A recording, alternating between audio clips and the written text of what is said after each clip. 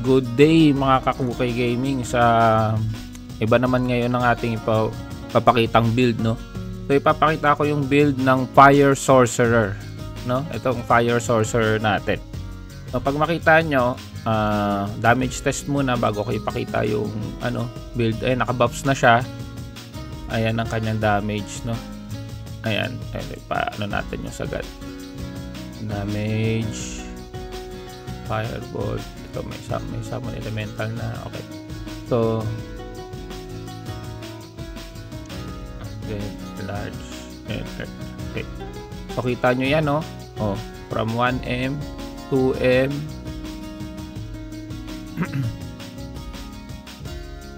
3 million. 3 million. Ayun po, kita nyo doon, no? Kita doon, 3 million yung damage ng Fire Sorcerer natin, no? Yung bagong yung Fire Sorcerer, 4.1 million. O 4 million, no? Okay. Sige.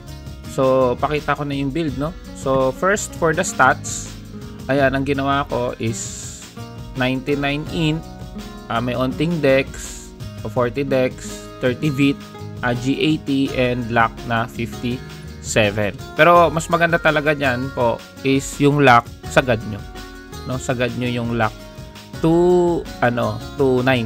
Mas malaking damage nun. Pero ito pala, pakita ko lang naman.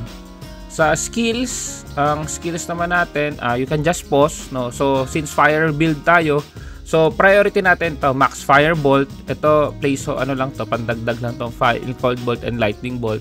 Increase spiritual recovery, tapos 3 ring of fire, earthquake. Ito pinaka-importante, syempre bolter tayo, auto spell 20, earth field, land protector 5, fire field na 10, free cast na 5, tapos sagad na upgrade book and energy code. Pero ito rin, meron tayo dapat nito, flammable net, mental agitation 15, magic rod of 5, double flurry, quick casting, and remove buff. Pag dito naman sa sorcerer, sharpen weapon, magic fist, warm breeze, summon elemental, and consume elements po, no? Sa master skills, tinesting ko pa lang yan, 3211, hindi pa talaga siya totally Pero ito, no, yung ang kaya tayo dito is wala pa tayong Zenny para dito sa mga to, no? Pero ibubuuin din natin yan, no? Pero ito kasi ang maganda dyan, yung dun sa latest patch, itong Arcane Forge po, na bago to, no?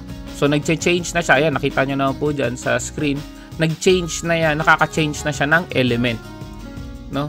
So kaya ito po yung tinetesting natin na fire build, no? Okay, as for the equipments, meron akong plus 12 Sage Diary with Freoni and Advanced Misteltalin. Pero if may budget ka, ang plano ko dyan is Firelord Kaho Star, no? Tapos ito, syempre napaka-importante nito, the Wheel of Fortune. For the headwear, Dancing Flame. Yan, kasi meron siya nitong burn, no? Itong Grandpa Beard, itong Thunder Taiko. Kasi normally kasama to doon nung Dragon's Breath Knight ko. So kaya ayan. Tapos ito namang Sea Soul's Tail for the tail. For the offhand, itong Lingshi Pearl, no? So ayan, tapos nilagyan ko lang nitong Meryl's Rowans, wala pa kasing So for Surging Magic Robe ang ginamit ko. Hindi siya yung dun sa nagche-change ng water na build, no? Kasi fire tayo, no? So ayan siya, Surging Magic Road build. Tapos with Agav card, tapos gumalaw. Itong Nugget Siger na plus 12, may Fairlines card. Tapos ito, Adventure Master Boots pa lang with familiar card. Pero ang plan natin dyan is ito, mapalitan to ng Rune Boot Star. Orleans Globes, plus 12, no? Bakit plus 12 lang yung kinuha ko niyan, no? Hindi kaya kasi yung plus 15.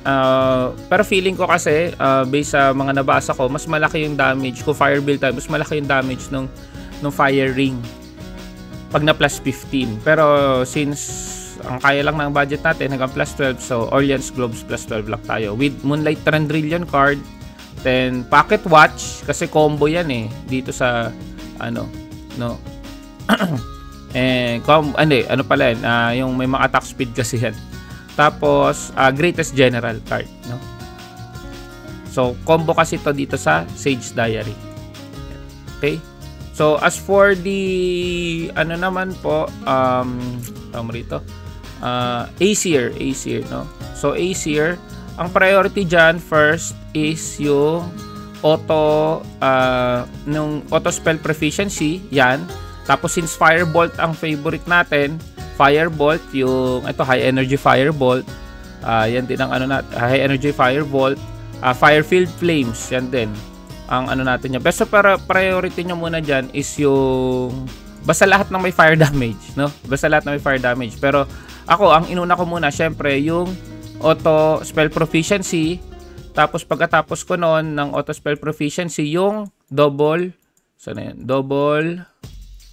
fury proficiency, kasi yan yung mga nagti-trigger ng ating bolts yung yan, double fury proficiency, this one, no?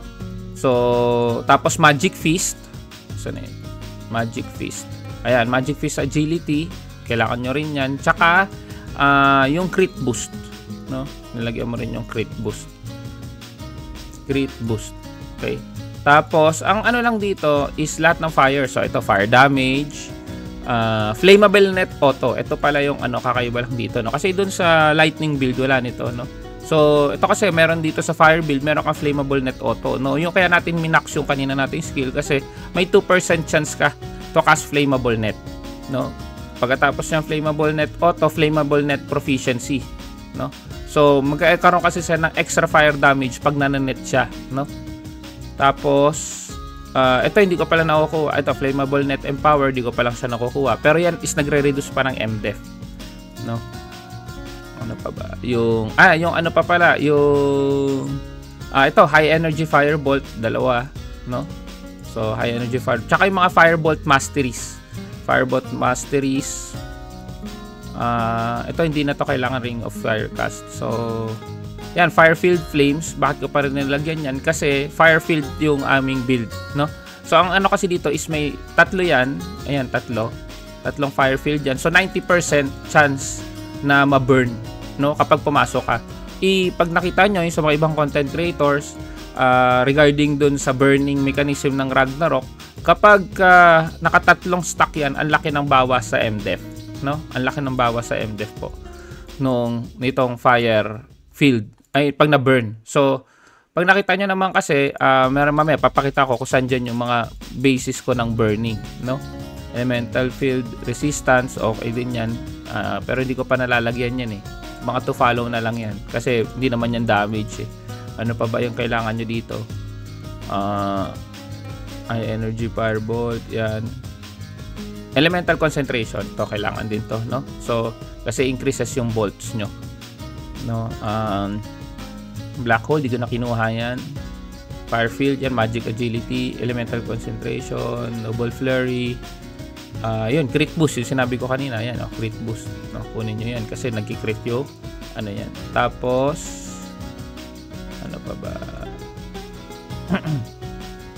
Firebolt mastery, kunin nyo rin yan. Magic Rod Empower, tsaka Firebolt Quick Cast, importante. Magic Rod Empower, hindi ko pa siya masyadong nakuha kasi pang defense to hindi ko pa masyadong nakuha, pero to follow yan yung mga dulo niya na. Priority niya lang lahat ng tungkol sa Firebolt except yung Ring of Fire, hindi yun, no? So ayun, hindi ko na nga rin yung iba, diba, ang recommendation lagyan ng Earthquake, yung itong mga Earthquake Empower, etc. Ako hindi na, nag-focus na lang talaga ako sa Firebolt kasi pag napansin nyo, ang problem lang dito sa build na to, compared kasi dun sa lightning build na nag-change to water, mas marami yung kailangan nyo na gold medals dito kasi fire damage pa lang ang lalaki na yan tigte 20 yan isa. Tapos yung mga itong flammable not auto, sobrang dami niyan, halos tigbe 20, 30. So kaya medyo madugo lang yung fire build. As for the damage, ang inaano ko lang kasi is just preparation for MS2. Matagal ko na itong build na to, testing lang kasi. So ano pa ba yung yung doon naman sa Acer build, kapag damage stats naman nakita nyo 3.8 million yung kanyang nasa 4.4 million po ang ating DPS damage per second, 4.4. Compared sa siguro dun sa Warlock, malayo pa rin, no? Malayo pa din yung Warlock. Ang ano lang dito is utility. Tsaka yun nga, nagche-change kasi yan eh. Nagche-change po to earth yung ano pagdating dun sa bago. Wala naman ako siguro. Hindi, yung ano pa pala, yung memory, wala, ang hirap dito sa memory. Yung memory naman, I just focused on M attack lang. So, yung mga attributes niya, we just focused on M attack ng memory. Ano ba to? Ayun. Yan. Check attributes, more on M attack lang ako, tsaka damage to all races. Tapos, ayan, yung nandun sa ano. So, hindi ko pa siya master masyado. Ang future plans ko lang dito, nung una naka-monokel ako eh, pero pinalitan ko siya. Kasi mas maganda to dahil may burn. Pero kasi pag binilang mo, may burn ka na dyan, isa. Tapos kapag dun sa Firefield Flames, dalawa. Tapos ito pala, yung pet, si Fire, yung ano, Fire Witch, no? Bakit? Kasi ito, pag nag-auto-attack ka, nagbo-burn din siya. So, nandun, kuha mo na agad yung 3 burn. But hindi ko na kinuha yung nandito sa ano, yung palito dito. Yung rito, yung sa mouth na headpiece. Ito, this one. Hindi ko na kinuha yung Magic Firewood kasi meron na ako nung 3 na burn. 3 lang naman yung burn na yun. So, nakuha ko na dito kay Fire Girl. Nakuha ko na dito sa Dancing Flame, tsaka dun sa Firefield. So, kuha na agad yun. Ano pa ba? Sa handbook ko pala, pakita ko lang din yung handbook. Hindi din ganun kalaki pa. Pag nakita nyo, 400 lang. Hindi compared nung sa ibang whale. Ito pala, semi-spender lang to. Kumbaga, ano lang to, yung atong adventure log lang siya. Tapos,